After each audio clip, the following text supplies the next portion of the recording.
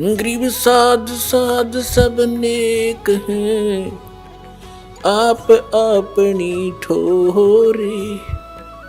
जो सतलोक ले जाएंगे वो साधु कोई और।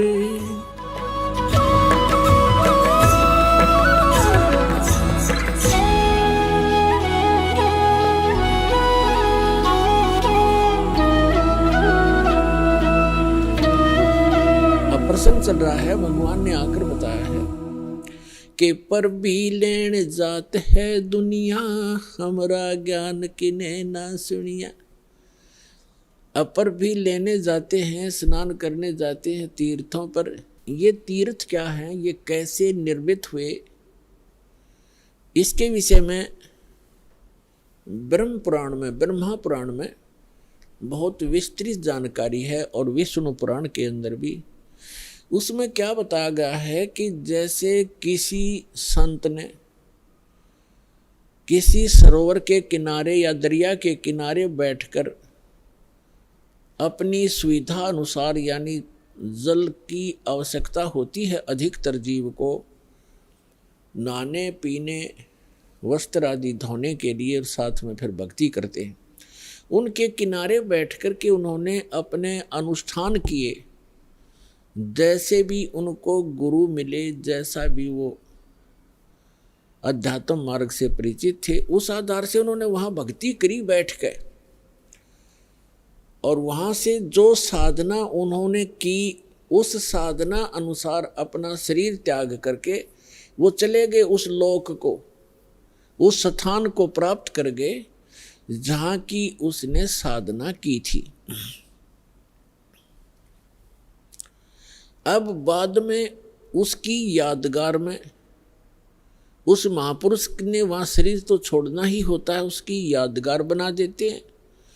और फिर बाद शेष जो जनता होती है वो उससे प्रभावित होती है, क्योंकि वो साधना करते करते अपनी उस पूंजी में से अन्य किसी को आशीर्वाद, दुआ या बद दुआ दे करके वो प्रभावित अवश्य कर लेता है, जिस कारण से वहाँ की जनता, आसपास की जनता उस साधक से बहुत प्रभावित हो जाती है।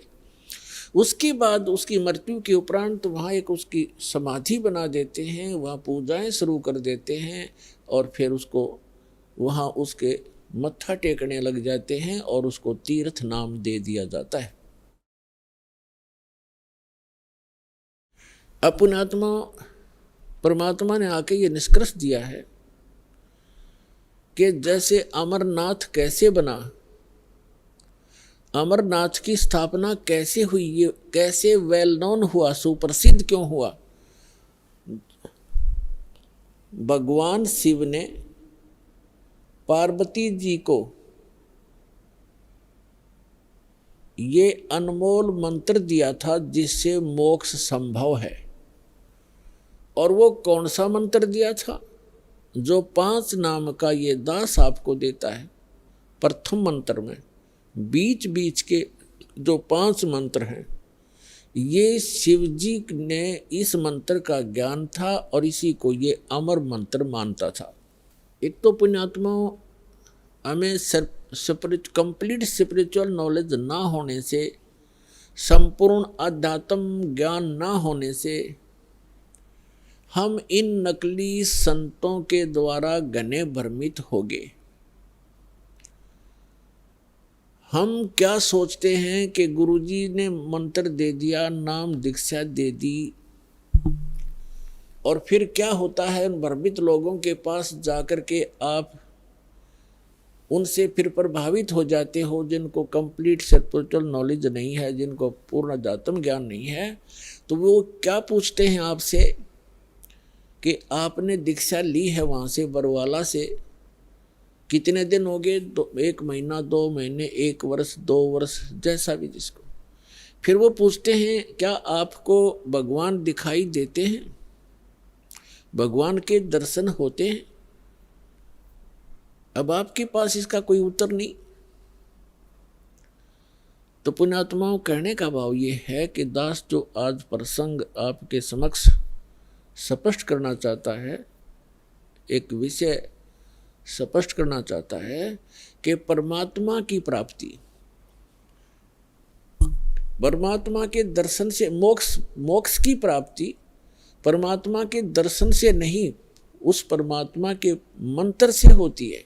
पहले तो ये प्रसंग स्पष्ट करते हैं कि अमरनाथ की स्थापना कैसे हुई।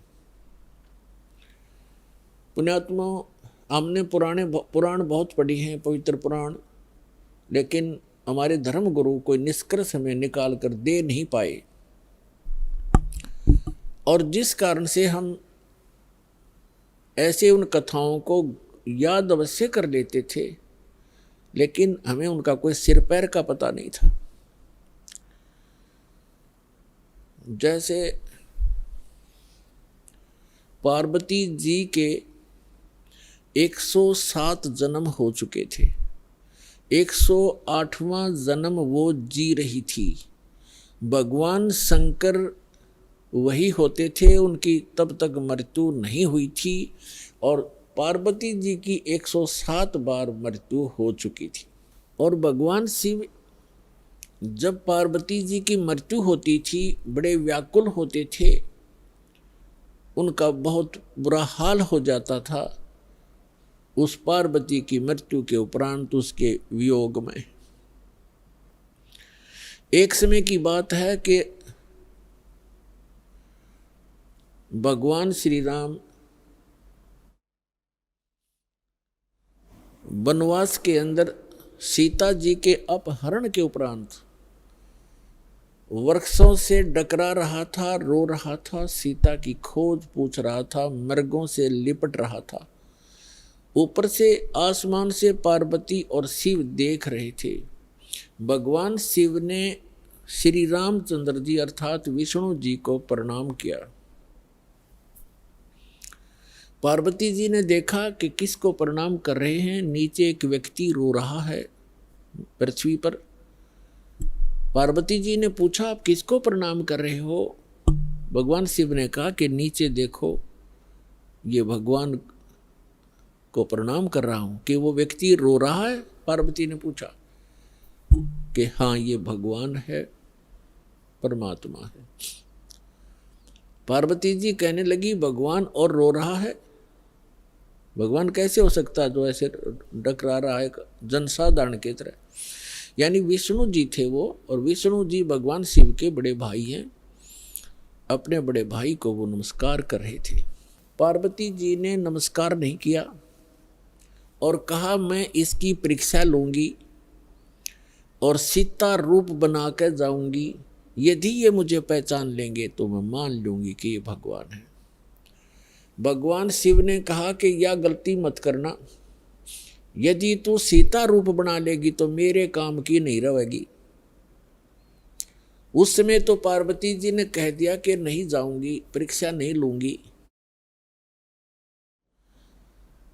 कुछ ही देर के बाद भगवान शिव के इधर उधर होते ही सीता रूप धारण किया और भगवान राम के सामने खड़ी होगी जाकर के। अब भगवान रामचंद्र जी ने कहा कि हे दक्ष पुत्री, हे दक्ष की बेटी, भगवान शिव को कहाँ छोड़ाई, अकेली क्यों आ गई? इस बात से वो इतना शर्मिंदा होगी कि फिर प्रणाम किया कि भगवान शिव आपको ठीक ही प्रणाम कर रहे थे, आप तो सचमुच जानी जान हो। अब देखो पुण्यात्माओं, इस काल के जाल को समझना। श्रीमद् भगवद गीता अध्याय नंबर 7 के श्लोक नंबर 8-9 में ये गीता ज्ञानदाता काल है, ब्रह्मा विष्णु महेश का पिता है, 21 ब्रह्मांड का स्वामी है। ये कहता है कि जितने भी मेरे अंतर्गत प्राणी हैं, चाहे वो ब्रह्मा है, चाहे विष्णु है, चाहे शिव जी है, चाहे शंकर है, चाहे राम और कृष्ण है, उन्हीं के, तो इन सभी जीवों की बुद्धि मेरे हाथ में है, मेरे कंट्रोल में है। इनका सब बलवानों का बल मैं हूँ, सब बुद्धि सब की बुद्धि मैं हूँ, यानी मेरे हाथ में है। अब देखो, इस काल ने उस समय तो भगवान श्री राम की बुद्धि ऑन कर दी, जिस समय पार्वती को पहचान लिया कि सीता नहीं है तू। और उधर से अपनी पत्नी का पता नहीं उसको, उसने कौन उठा ले गया, तो खाक जानी जान था यो। तो ये सब खेल इस काल के हाथ में है। जैसे जब महाभारत का युद्ध करवाना था उस समय अर्जुन में ताकत दे दी, एक कब मारा था तीर 20 में का निकल जा था, नरसंहार करवा दिया, उसका बैड अकाउंट बनवा दिया। फिर वही अर्जुन जिस समय भगवान श्री कृष्ण जी की मृत्यु हो गई थी और सभी यादव भगवान श्री कृष्ण का पूरा कुल आपस में लड़कर मर गया था, कटके कत्लेआम कर दिया था। 56 करोड़ यादव दुर्वासा जी के श्राप से आपस में लड़ मरे थे। कोई नर यादव शेष नहीं था उस द्वारकापुरी में, कैर टूट गया। उस समय श्री कृष्ण जी के आदेश अनुसार अर्जुन उन गोपियों को, वहाँ की सभी औरतों को लेकर वापस आ रहा था इंद्रप्रस्थ। रास्ते में वही धनुष जिससे महाभारत का युद्ध जीता था, वही धनुष उनके साथ था। रास्ते में भीलों ने, जंगली लोगों ने अर्जुन को पीटा और उनके गहने तोड़ ले गए, सारी औरतों के, कुछ एक औरतों को भी ले गई और अर्जुन का हाथ नहीं उठा। उस समय अर्जुन रो रहा है कि कृष्ण बड़ा छलिया था, इसने जब युद्ध करवाना था तब तो मुझे शक्ति दे दी, अब वही मेरा गांडीव धनुष है, वही मैं अर्जुन हूँ, आज मेरे से ये उठ नहीं रहा है। तो यहाँ परमात्मा कहते हैं, भोले आदमियों तुम कहते हैं मूल लहे ना मूर्खा, गिनते हैं क्यों डारे। मूल लहे ना मूर्खा, ये गिनते हैं क्यों डार, कि तुम इस जड़ से परिचित नहीं हो। इस सारे एपिसोड का जो भी महाभारत वगैरह हुए हैं, इसकी मूल कौन था? ये काल था। ये काल है, जब इसने अपना उल्लू सीधा करवाना तो पावर दे देता है, जब उसकी ब्रह्मटी होनी है छोड़ देता बाढ़ में जाओ। तो अर्जुन खड़ा खड़ा पिट रहा है। तो कहने का भाव ये है कि अब एक ही आज के सत्संग में आपको काल का बहुत सा जाल समझ में आओगा, और जिन पूजाओं को हम किया करते थे वो भी एक काल जाल ही आपको स्पष्ट होगा। अब क्या हुआ, पार्वती जी वापस आ गई कैलाश पर्वत पर अपने महल में। उधर से भगवान शिव की बुद्धि खोल दी काल ने, और उसके मन में ये पक्का हो गया कि यह अवश्य परीक्षा लेकर आई है। भगवान शिव ने पूछा कि पार्वती परीक्षा ले आई? तो झूठ बोल दिया पार्वती ने, परीक्षा नहीं ली अविनाशी, परीक्षा में ना गई कितना भी। तो भगवान शिव की वह बुद्धि खोल दी, उसने देखा वो अपनी दिव्य दृष्टि से सचमुच ये जाके आई है। तो भगवान शिव ने पार्वती जी से पति पत्नी का नाता तोड़ दिया, रहते वहीं पर, लेकिन उनसे वो पति पत्नी वाला व्यवहार बंद कर दिया। वो जान गई अपनी गलती से कि मेरी गलती से सारा काम हुआ है। भगवान शिव ने बताया कि आपने मेरी माँ का रूप बना लिया, क्योंकि भगवान विष्णु उनके बड़े भाई हैं और लक्ष्मी उनकी विष्णु जी की पत्नी यानी बड़े भाई की पत्नी भाभी माँ के तुल्य मानी जाती है। तो उसने कहा कि तूने मेरी माँ का रूप बना लिया, मेरी भाभी का रूप बना लिया, इसलिए तू मेरे लिए पत्नी रूप में स्वीकार्य नहीं रही। तो उधर से पार्वती ने एक दिन देखा, 2 दिन देखा, 10 दिन, 1 साल, वह दुखी होगी। और जब बच्ची दुखी हो जाती है तो कहाँ आश्रय तकती है, अपने पीहर जाती है माता पिता के यहाँ। अब माता पिता के यहाँ गई, लेकिन माता पिता उससे अक्षुब्ध थे पहले से ही। क्यों? क्योंकि उसने अपनी मर्जी से विवाह किया था भगवान शिव से। उसका पिता दक्ष बिल्कुल खुश नहीं था शिव जी से ब्याह करके। अब वो अपनी मर्जी से विवाह करके आई थी। दक्ष दुखी थे उससे। उधर राजा दक्ष ने उसी समय एक यज्ञ कर रखी थी, एक धार्मिक अनुष्ठान कर रखा था अपने घर में। और धार्मिक अनुष्ठान के अंदर एक ऐसा इन ब्राह्मणों ने, गुरुओं ने बना रखा है कि धार्मिक अनुष्ठान करे तब सारी लड़कियों को, उनके पतियों को यानी अपने दामादों को भी आमंत्रित किया जाता है, और भी गणमान्य व्यक्तियों को, साधु संतों को भी आमंत्रित किया जाता है। तो पार्वती जी की जो अन्य बहनें थी उनके पति भी आए हुए थे, वो बहनें भी आमंत्रित की हुई थी, लेकिन पार्वती को आमंत्रित नहीं किया था, ना शिव को बुलाया था, क्योंकि राजा दक्ष उनको, उनकी शक्ल भी देखना नहीं चाहते थे। जब पार्वती अपने घर पहुंची तो क्या देखा, वहाँ हवन हो रहा है, यज्ञ हो रही है, और जितने भी रिलेटिव थे सभी आए हुए हैं, सभी बहनों के पति भी आए हुए हैं, और उनके यथाचित उस यज्ञ में आसन लगाए हुए हैं, और प्रत्येक दिन प्रतिदिन उनका हिस्सा निकाला जाता था। जैसे ब्राह्मण लोग कहते हैं, आपने देखे होंगे फेरे करते समय का 5 यहाँ धर दे, 11 वहाँ रख दे। तो ऐसे ही किया करते हैं कि इतने रुपए अपने दामादों के रख दो, तो उनका हिस्सा रखा हुआ था प्रत्येक के आसनों के पास। और पार्वती सब पूरे मंडप में घूम के अपनी माँ के पास आ गई, और ना दक्ष उनसे मुख से बोला कि आजा बेटी, और बेटी माँ के पास ही अपना दुख रोया करती है।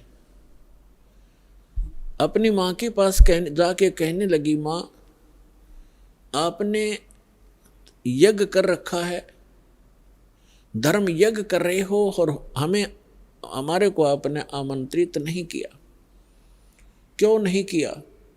और न ही, और ऐसा भी था कि जैसे किसी बहन का कोई पति नहीं आया है, उपस्थित नहीं हो पाया किसी कारण से, तो उसका आसन लगा रखा है और उसके लिए फी प्रॉपर उसका हिस्सा भी रखा हुआ है। तो पार्वती जी ने कहा अपनी माँ से कि आपने ना तो अपने दामाद को आमंत्रित किया, ना मुझे किया, ना उसका आसन लगा रखा है, ऐसा भेदभाव तुमने क्यों किया हमारे से? तब माँ ने कहा कि बेटी, ना तो तू मानती मेरी बात, ना तेरा पिता मानता, तूने भी अपनी मर्जी से ब्याह किया था, इससे तेरा पिता अक्षुब्ध है, और ये इस कारण से तुम्हें बुलाया नहीं।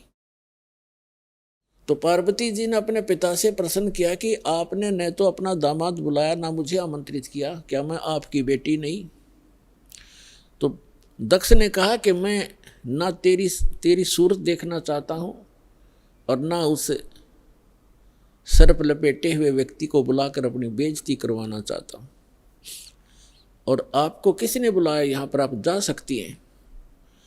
इस अपमान को वो पार्वती सहन नहीं कर सकी, और एक बहुत बड़ा हवन कुंड बना रखा था को 7-8 फुट नीचा, और उसमें ये, क्योंकि राजा का यज्ञ ब्राह्मण कुंड से अपने घर से डालना था कि घेर कर लकड़ और सोवा बरबर कड़छे घेरे पूरे, लोटे के लोटे और डीक पड़े हवन की। तो पार्वती ने कहा कि मैं करवाती हूँ तेरा यज्ञ संपूर्ण। ऐसा क्षुब्ध हुई, इतना गुस्सा मान के, और हवन कुंड में छलांग लगा कर जल गई।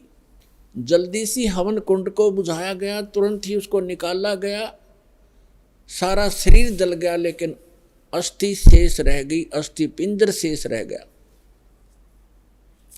भगवान शिव को पता चला, ये बहुत लंबी कथा है। भगवान शिव ने फिर अपने ससुर का सिर भी काट दिया था, उसने काट दिया था, भैरव ने, जैसा भी। तो फिर क्या हुआ कि भगवान शिव जब आए तो उसने उस पार्वती के कंकाल को, जो केवल अस्थि पंजर था पूरे बॉडी का, उसको पार्वती जान के मोहवश इतना अंधे हो गए, और उसको सीने से लगाकर 10,000 वर्ष तक पार्वती पार्वती करते फिरते रहे। एक दिन भगवान ने सुदर्शन चक्र से उस पार्वती के टुकड़े टुकड़े कर दिए, उस अस्थि के, अस्थि पिंजर के। तो उसके विषय में बताते हैं कि जहाँ नैन गिरी वह नैना देवी, जहाँ धड़ गिरी उसकी वहाँ पर वैष्णो देवी। ऐसे वैष्णो देवी और नैना देवी की स्थापना हुई क्योंकि वहाँ इन पार्ट्स ऑफ द बॉडी को, शरीर के अंगों को, जहाँ नैन गिरी थी वहाँ उनकी समाधि दे दी और उसकी एक यादगार बना दी कि यहाँ पर ऐसी घटना घटी थी, कहीं आने वाले समय में कोई इन ऐतिहासिक और पौराणिक बातों को झूठा ना सिद्ध कर दे, इसलिए वो यादगार बनाई थी। और आज वहाँ पूजाएं शुरू होगी। ऐसी जहाँ धड़ गिरा था वहाँ पर वैष्णो देवी बना दी, एक यादगार बना दी और उसको मंदिर का रूप दे दिया, जैसे कि आने वाले समय में ये चिन्ह बना रहे, ये अवशेष बने रहे। इस प्रकार ये हमारे धार्मिक तीर्थ बने। हम फिर जाने लगे, वहाँ श्रद्धा से मत्था टेकने लगे, चढ़ावा दान दक्षिणा करने लगे, फिर पुजारी बैठा दिए, अब वहीं घंटी बजा के हम कल्याण मोक्ष समझने लगे। तो अध्यात्म ज्ञानहीनता के कारण हम ऐसा कर रहे थे, ये डले ढो रहे थे। अब जो प्रसंग चल रहा है कि पार्वती जी का फिर नेक्स्ट जन्म जब हुआ, हिमालय के जन्म हुआ और शिव से विवाह हुआ। और भगवान शिव क्या करते थे कि जितनी बार भी पार्वती की मृत्यु हुई, उनके कंकाल को यानी रूंड को, इस हड्डी के सिर के ऊपरले हिस्से को वो निकाल लेते थे और उसको एक धागे में डाल करके रखते थे, ताकि वो गिनती करते थे कि कितनी बार इसकी मृत्यु होगी। 107 कंकाल सिर के भगवान शिव ने टांग रखे थे डोरी में, रस्सी में। और पार्वती पूछा करती थी कि ये क्या है, तो शिव जी टाल मटोल कर दिया करते थे कि ये मेरा कुछ अपना अनुष्ठान है, तू मत बोल। भगवान शिव ने बहुत बार पार्वती जी से कहा था कि आप भक्ति किया करो, देखो मैं भी करता हूं। तो पार्वती जी कहा करती थी कि मुझे तो भगवान मिल गए हैं, आप देवों के देव महादेव हो, मुझे क्या जरूरत है भक्ति करने की। भगवान शिव बहुत समझाया करते थे कि जीव को भक्ति अवश्य करनी चाहिए, साधना करनी चाहिए, उस परमात्मा की भक्ति करो। लेकिन पार्वती का गला या बात उतरा नहीं करती। पुण्यात्माओं, जिस प्राणी को सुख गणा है वो सुख इस प्राणी का महादुश्मन है। कबीर साहब कहते हैं, सुख के माथे पत्थर पड़ो, जिसते नाम हृदय ते जावे, और बलिहारी व दुख के जो पल पल नाम रटावे। तो पार्वती को इतना सुख था, सभी देवी देव हाथ जोड़ा करते थे और सर्व ऐश्वर्य उपलब्ध थे, तो उसने क्या जरूरत थी भक्ति करने की। तो इसलिए भगवान शिव के पास जो मंत्र था वो स्वयं जाप करते थे, वो पार्वती जी को मंत्र बताया नहीं। एक दिन भगवान शिव सैर सपट्टे को गए हुए थे बाहर, पीछे से नारद जी आ गए और नारद जी बोले कि हे माता, आप जन्म और मरण के दुख को सहन कर रही हो और आपके घर में एक ऐसी अनमोल वस्तु है जिसके सेवन करने से आपका ये जन्म और मृत्यु मिट सकता है। तो पार्वती जी ने पूछा कि भाई नारद, ऐसी कौन सी वस्तु है, मुझे तो मालूम नहीं। उस नारद जी ने बताया कि आप भगवान शिव के पास एक मंत्र है, अमर मंत्र, और वो किसी को नहीं बताते और स्वयं मंत्र का जाप करते हैं, जिस कारण से वो अमर हैं। और उस मंत्र के अभाव से आप जन्म और मृत्यु को प्राप्त होते रहते हो। आपका 108वां जन्म है और भगवान शिव कंस्टेंट चल रहे हैं। और ये जितने भी ये कंकाल टंगे हुए हैं सिर के, रूंड तेरे, ये आपके हैं।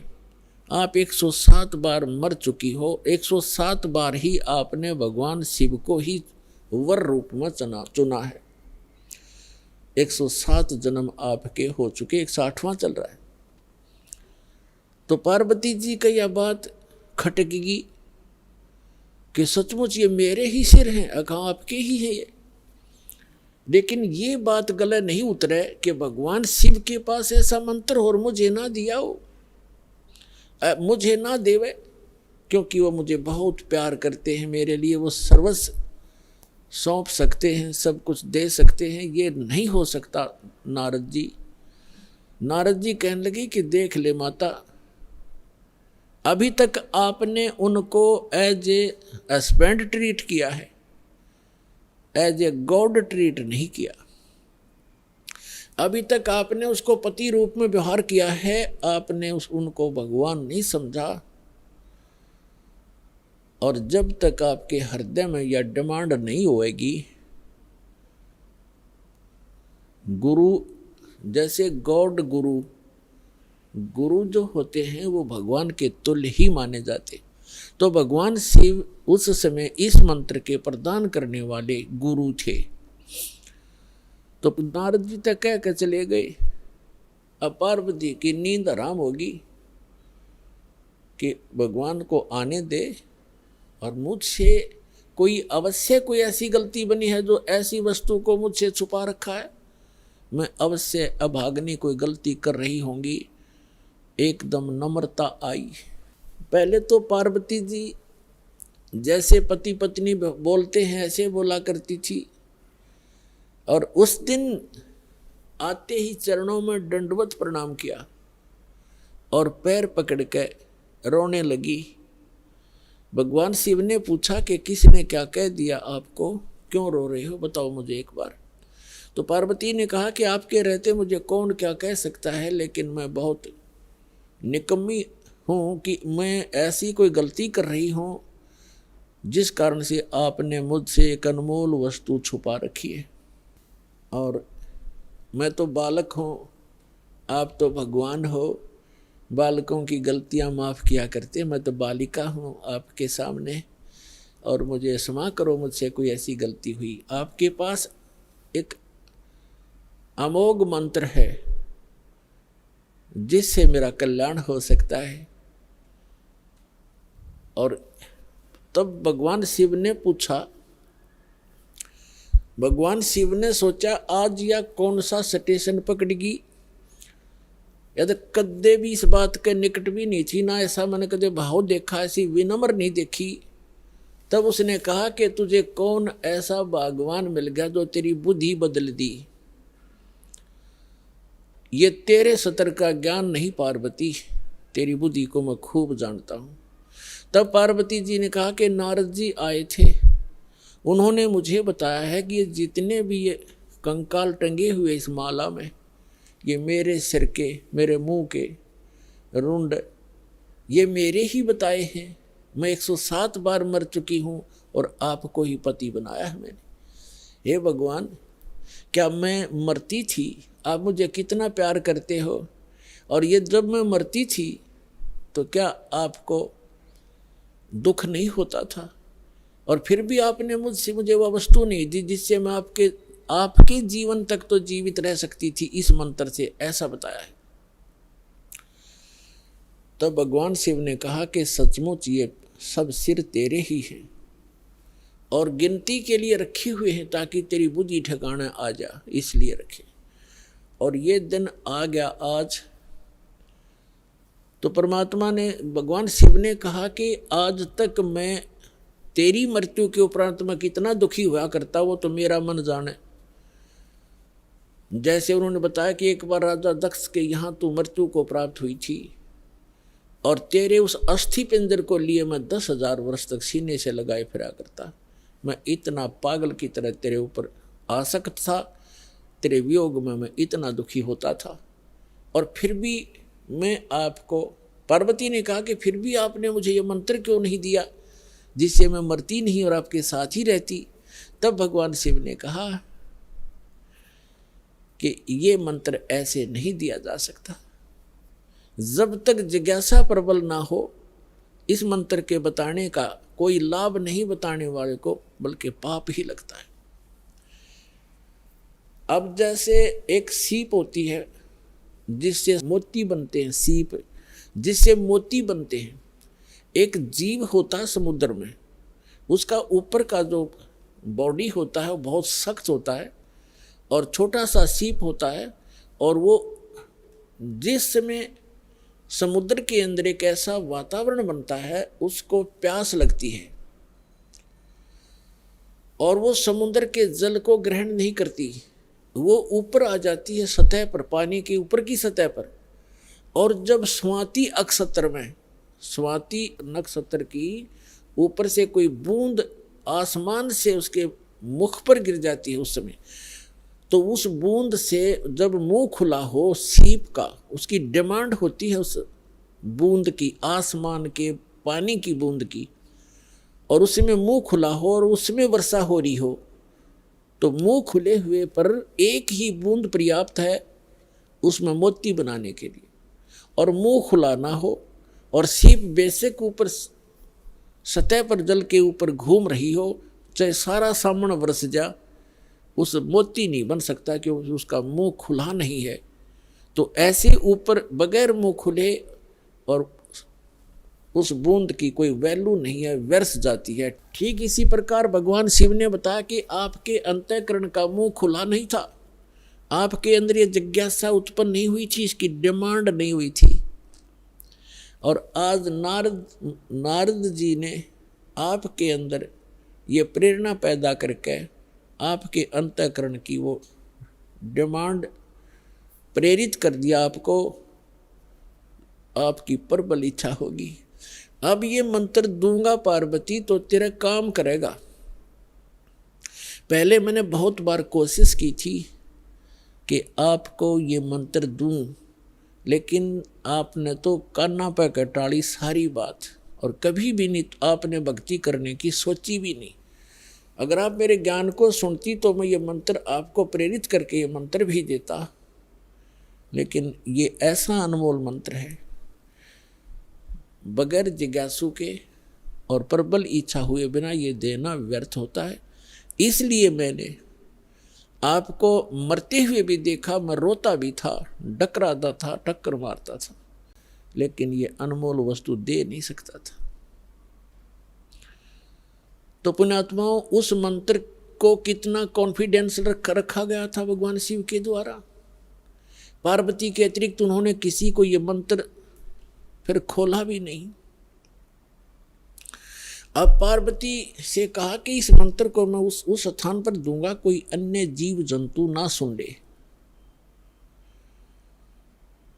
तो वो कहाँ ले गए उनको? वहां ले गए जहां आज अमरनाथ नाम से स्थान प्रसिद्ध है।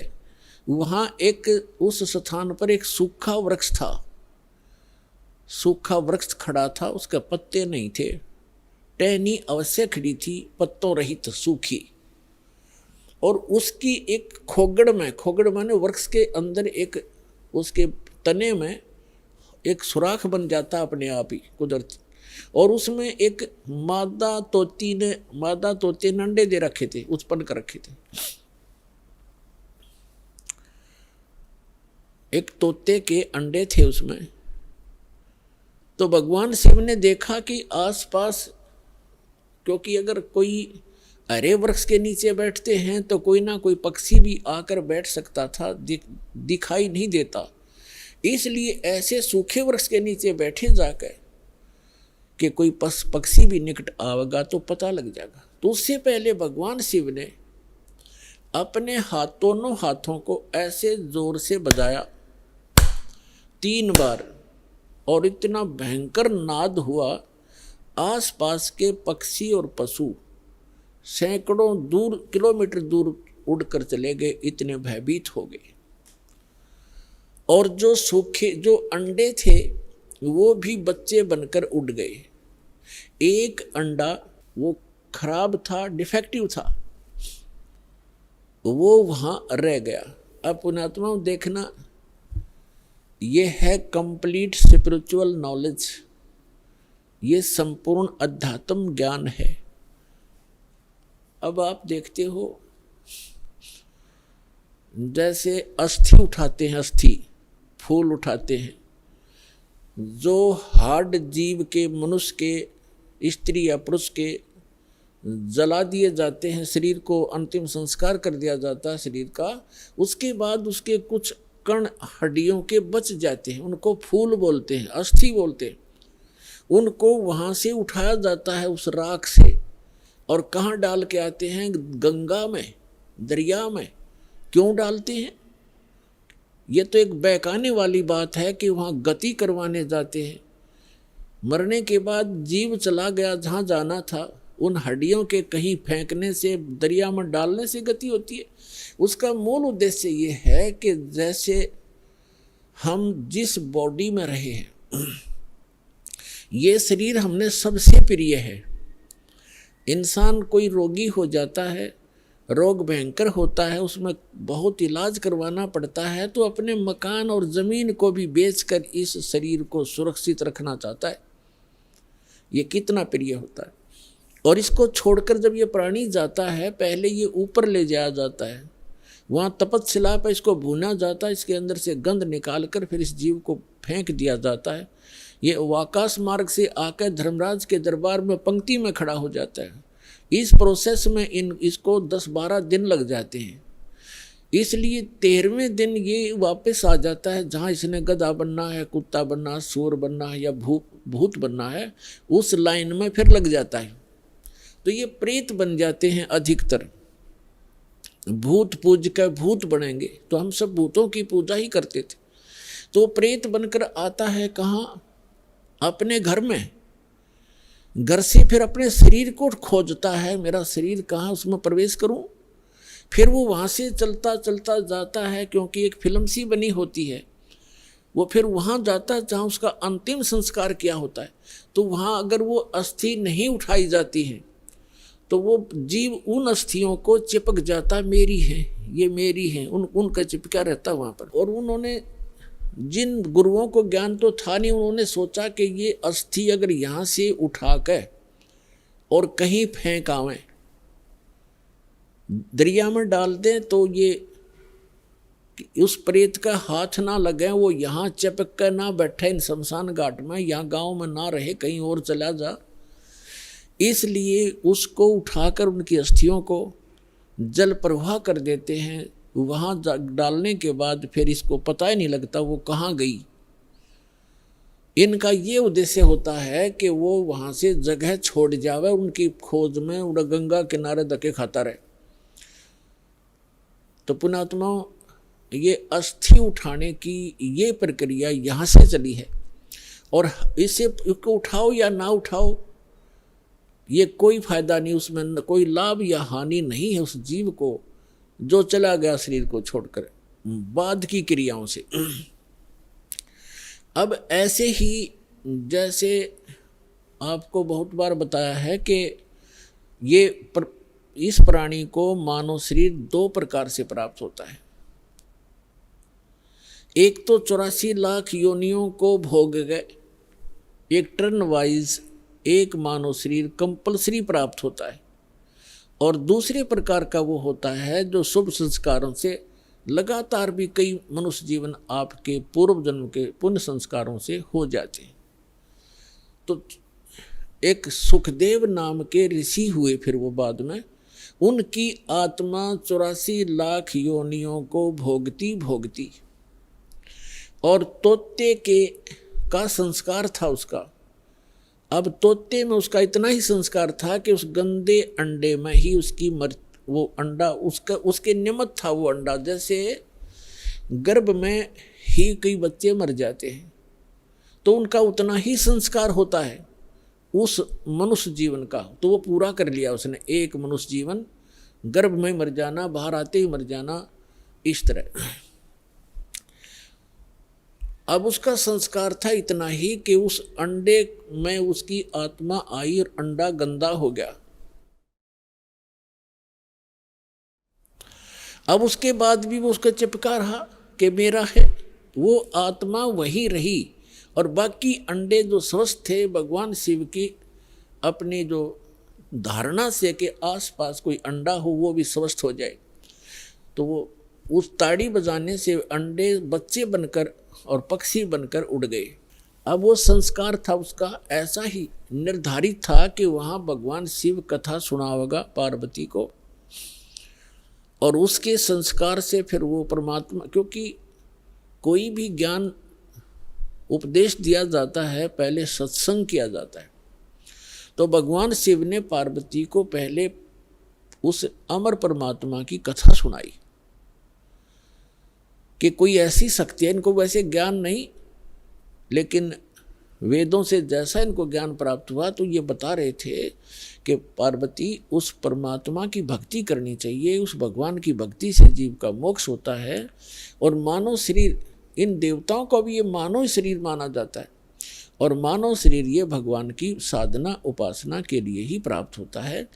और फिर वो बताने लगे कि ध्यान लगाओ, मैं बताता जाता हूँ, जहाँ टारगेट मैं आपको बताऊँ आपकी सुरती वहीं पहुँचे।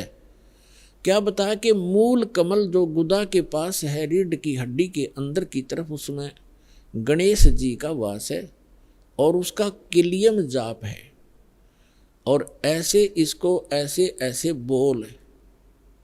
फिर बताया कि उससे 2 उंगल ऊपर सावित्री और ब्रह्मा जी का कमल है, उसका ये मंत्र है।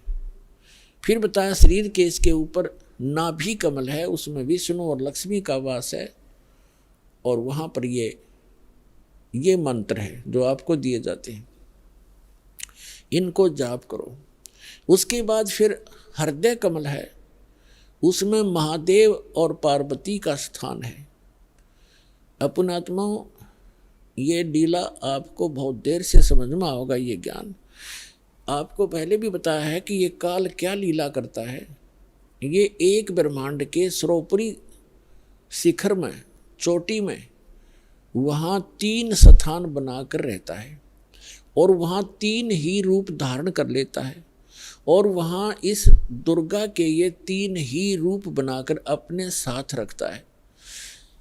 जैसे एक एक रजोगुण प्रधान अक्षेत्र है, उसमें स्वयं ये चतुर्मुखी रूप धारण करके सावित्री रूप बनाकर अपने साथ रखता है। एक सतोगुण प्रधान अक्षेत्र है, उसमें ये स्वयं विष्णु रूप धारण कर लेता है और लक्ष्मी को और उसको दुर्गा को लक्ष्मी रूप में रखता है। और तीसरा वहाँ पर एक तमोगुण प्रधान क्षेत्र है, उसमें ये स्वयं अपना शिव रूप धारण करके, जैसा शिव आप देखते हो, और उसके 5 मुख हैं, उसके शिव के भी 5 मुख हैं। वहाँ पर जब ये बनाता है वो 2-1 भी रख लेता है, ऐसा इसकी लीला। तो वहाँ 10-10 भी मुख बना सकता है ये, वहाँ 10-1000 तक ये मुख बना सकता है ये काल।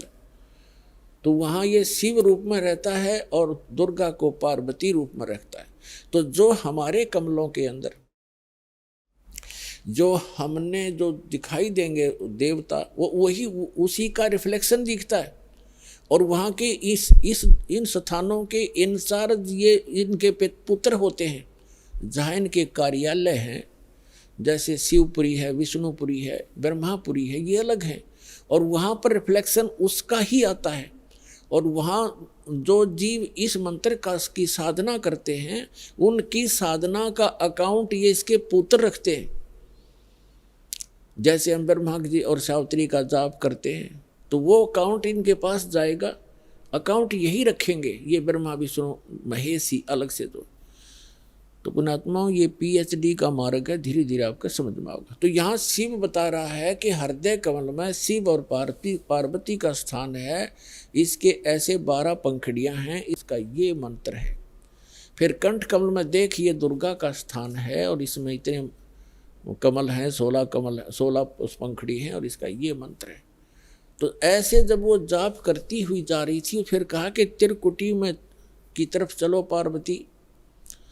अब जो ही वो ऊपर को उठी, यहाँ से समाधिस्थ हो गई वो, क्योंकि पुण्यात्माएं जो होती हैं उनका शरीर एक बहुत कोमल होता है, उनमें इतने विकार नहीं होते जैसे हम कलयुग में आ गए। सतयुग में क्या था?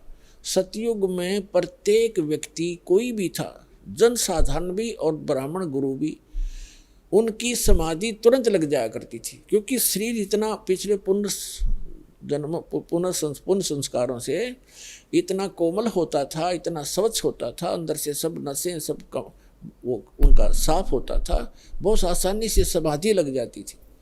तो ऐसी वो देव स्वरूप शरीर था पार्वती का, तो स्वयं उनका एकदम समाधि लग गई। वो अंदर सुरती उसकी कमलों में चली गई और उन कमलों में घुसकर वो नज़ारा देखने लगी। अब जैसे पुण्यात्माओं, आप सिनेमा देखने जाते थे पहले, अब तो नहीं देखेंगे हम, पहले सिनेमा देखने जाते थे 3 घंटे, 3 घंटा का न्यू पता नहीं चला था किस में गए, क्योंकि कभी कुछ देख रहे हैं, कभी कुछ देख रहे हैं, कभी कुछ देख रहे हैं, 1 सेकंड में वो होया पावा था, खत्म होगी भाई। और बस स्टैंड पे बस की इंतज़ार कर ले, 10 मिनट में 20 बार उठेगा, 10 बार बैठेगा, आई किसी आई। तो इस तरह हम जो समाधिस्थ ऋषि होते थे, इनकी काल रोल मारा करता, इन्हें मूर्ख बनाया करता।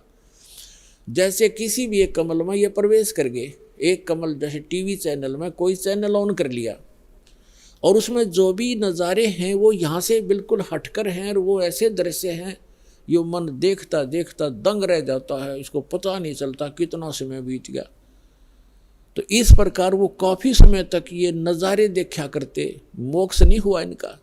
तो जो दास आपको कंसेप्ट क्लियर करने जा रहा है, इस प्रकार पार्वती का कोई चैनल ऑन हो गया और उस चैनल में वह घुस गई, लागी सिनेमा देखने।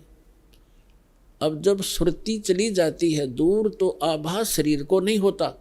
जैसे हमने कई बार देखा कि बातें कर रहे होते हैं बस स्टैंड पर, और कुछ जो हमें नहीं ज़रूरत जिन व्हीकलों की, जैसे हम इंतज़ार कर रहे हैं बस की, अरे कोई ट्रक आ गया और उसके हमारे पास से गुजर गया हॉर्न देता हुआ, हमें पता भी नहीं वो हॉर्न कब देकर बजा के चला गया। हम इतने उन बातों में मगन हो गए, इतनी सुरती हमारी वहाँ से हट गई। तो ऐसे पार्वती की सुरती हट गई और शिव जी बता रहे थे कि ऊपर देखो मूल कमल में आपको ऐसे दिखाई देगा, हृदय कमल में ऐसे दिखेगा। तो पार्वती की समाधि लगी, किसी कमल में पहुंच गई, वह घुस गई उसमें, वह सैर सपट्टे कर रही। उधर से वो गंदा अंडा जो था तोते का, वो स्वस्थ हो गया भगवान की चर्चा सुन के, और एक महापुरुष के मुख से वो जल्दी असर करती है। तो उसी समय वो स्वस्थ होकर अंडे से बाहर निकल कर बच्चा भी बन गया तोते का। और वो तोता फिर भगवान शिव बता रहे हैं कि ये मंत्र जाप करो, इसको ऐसे ऐसे जाप करो, किलियम किलियम जपो गौरा, सुन मंडल में पहुँचा बोरा। इस पर काफ़ी लंबा प्रकरण है, फिर बताएंगे। और ऐसे हरियम हरियम जपो, तो सारा बता रहा था। तो वो वो बता रहा था, पहले तो पार्वती कह रही थी हाँ ऐसा ऐसा है, हाँ जी हाँ जी। तो फिर तोता लग गया कहना हाँ जी। अब पार्वती तो समाधिस्थ, भगवान शिव ने अला के देखा हुआ तो समाधिस्थ हो रही है, और हाँ जी की आवाज़ कहाँ से आ रही है। तो जब उसने देखा कि अवश्य यहाँ कोई व्यक्ति है, इधर उधर देखा तो तोते ने सोचा है भी शिव जी पकड़ेगा, तेरी टिटवी दाबेगा। अब वो उड़ लिया, तोता वहाँ से उड़ लिया फर्र दे ही करके। अब शिव जी ने देखा कि इसने मेरा मंत्र प्राप्त कर लिया, और तोता बड़ा बदमाश होता है, यो किताब बोल रहेगा इसने। और ये ऐसे बताने से किसी व्यक्ति के हाथ लग गया। जैसे ये राक्षस क्यों बन गए, जो साधना करते थे मर्यादा तोड़ गए, सब विकार करने लगे, और उस भक्ति की से उसमें सिद्धियाँ उतनी ही आ गई जो देवताओं में थी, लेकिन उनके कर्म बिगड़ गए, तो वो बराबर की शक्ति युक्त हो गए और दुखदायी एलिमेंट बन गए। इसलिए इन मंत्रों को अभी तक हम गुप्त रखते हैं कि एक आम जो बगैर किसी अधिकारी के इसको दिया नहीं जा सकता, यह हानि कर सकता है, फिर आम समाज के लिए भी दुखदायी बन जाता है। तो ये कारण था कि आम व्यक्ति को जनसाधारण कहते हैं भाई ये मंत्रों को तुम्हारे गुरुजी गुप्त क्यों रखते हैं। अब उनको क्या पता, जगत को भगत की मर्यादाओं का ज्ञान नहीं होता, तो श्रेयाम सार्वजनिक क्यों नहीं करते, वो सबको क्यों नहीं बताते। कोई बात है, अब आपके पास 20 लाख रुपये हैं तो बांट देना सबको, खड़ा होगा गली में बांट दे, 10-10 रुपये, 100-100, 500, 1000-1000। जब तेन कहेगा कौन से बेटे ने दूँ तो ठीक ठाक रखे, खराब ना कर दे। तो ये एक अनमोल धन है, ऐसे नहीं बांटा जाता। तो भगवान शिव पीछे पीछे और तोता आगे आगे, दोनों में सिद्धि। उस मंत्र से वो भी मंत्रित होकर के सिद्धि युक्त हो गया और वो भाग लिया। आगे तोते का शरीर छोड़कर वेद व्यास की पत्नी ने जमाई ली, उसके माध्यम से वो सूक्ष्म रूप से गर्भ में पहुंच गया। और जब उनका मिलन हुआ पति पत्नी का, तो उस समय उसने उसमें बॉडी धारण कर ली वेद व्यास और उसकी पत्नी से, और गर्भ में रहा। तो भगवान शिव आए पीछे पीछे और कहा कि पार्वती, वो व्यास की पत्नी, तेरे पेट में मेरे ज्ञान का चोर है, मैं इसे मारूंगा। तो उसने कहा कि क्यों मारोगे, क्या गुस्ताखी कर दी, यदि कोई जीव, मुझे तो मालूम नहीं, आप तो अंतर्यामी हैं भगवान, आपने को पता होगा, क्या बात होगी कि इसने मेरा अमर मंत्र चुरा लिया, सुन लिया और ये अमर हो गया, और कहीं ये किसी और को बताओगा, इसलिए मैं इसने खत्म करूंगा, मारूंगा।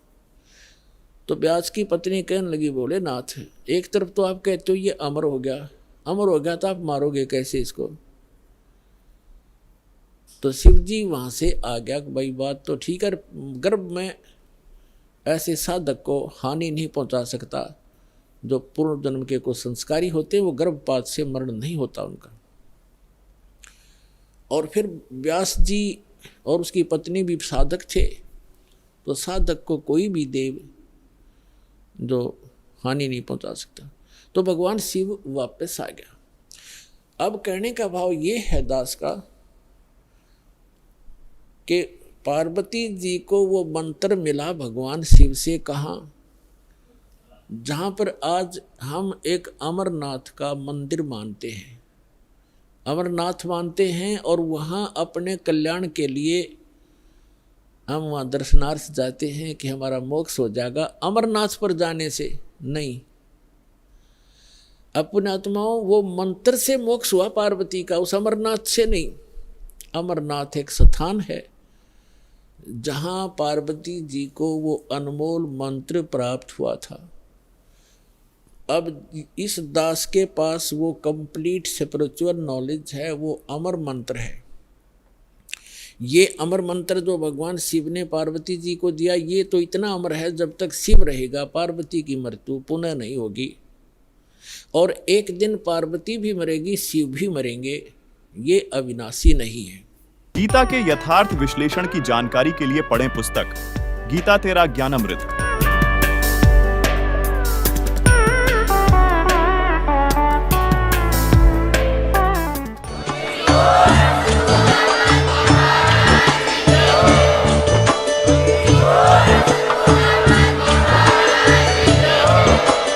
आप सुन रहे थे जगत गुरु तत्वदर्शी संत रामपाल जी महाराज जी के मंगल प्रवचन। अधिक जानकारी के लिए विजिट कीजिए हमारी वेबसाइट www.jagatgururampalji.org। संत रामपाल जी महाराज जी के शुभ आशीर्वाद से पूरे विश्व भर में 500 से भी ज्यादा नाम दीक्षा केंद्र हैं, जिन पर संत रामपाल जी महाराज जी द्वारा ऑनलाइन निःशुल्क नाम दीक्षा दी जा रही है। अपने नजदीकी नाम दीक्षा केंद्र का पता करने के लिए संपर्क करें 8222880541।